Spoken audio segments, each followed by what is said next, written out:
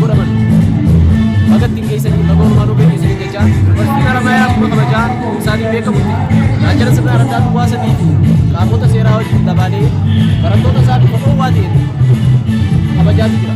Kanaaf warreen nama yuunivarsiitii Haramaayaa jirtanii fi yuunivarsiitii biyyoolessaa hunda keessa warreen jirtan bakka ittiin geessan bakka gammaddanii keessa carraa gaarii isiniif haa ta'u jabaadhaa.